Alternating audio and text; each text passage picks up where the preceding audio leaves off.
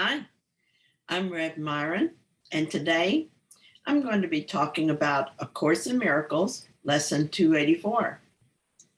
I can elect to change all thoughts that hurt. Loss is not loss when properly perceived. Pain is impossible. There is no grief with any cause at all, and suffering of any kind is nothing but a dream. This is the truth. At first to be but said, and then repeated many times, and next to be accepted as but partly true with many reservations, then to be considered seriously more and more, and finally accepted as the truth.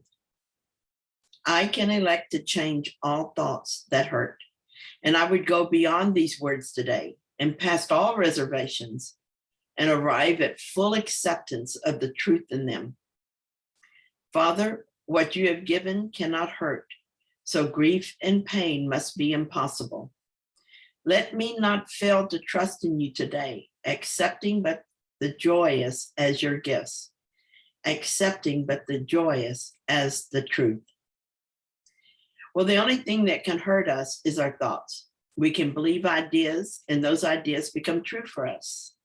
This is what happened to us, why it is that we think we are separate from God, living in a world as bodies. As long as we continue to believe in this fantasy, we will suffer from our thoughts. We will continue to believe in pain because we believe that we're bodies and bodies experience pain. We believe we're separate and alone, and loneliness is painful. Bodies die and we're left without the body we loved, and so we grieve for our loss. There is a way out of the world, and we do want out, even as we resist the simple process that we're given to free us. We can decide to change our minds about what we believe. We can change all thoughts that hurt. Because our thoughts are projected outward and seen by the body's eyes, we think our thoughts must be true and real. This is the error that makes the world possible, and the error that keeps us coming back for more suffering. But the world is not cause, our thoughts are cause, and they can change.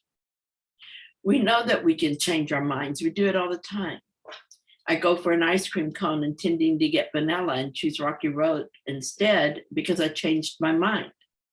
I get married and then divorced because I changed my mind. It's easy to see that I believed one thing and then I believed something else instead. It didn't just happen, I decided. I have believed that I am a body living in a world of time and space, and that a certain amount of pain and loss are inevitable. I believed there was no way out. Now I've changed my mind. Jesus has helped me to see this differently. He has convinced me to look deeper into myself and to find the truth. I still waver in the face of what my past belief has shown me, but I can never go back to believing in the world completely. My process is described here exactly. This is the truth, at first to be but said, and then repeated many times, and next to be accepted as but partly true, with many reservations.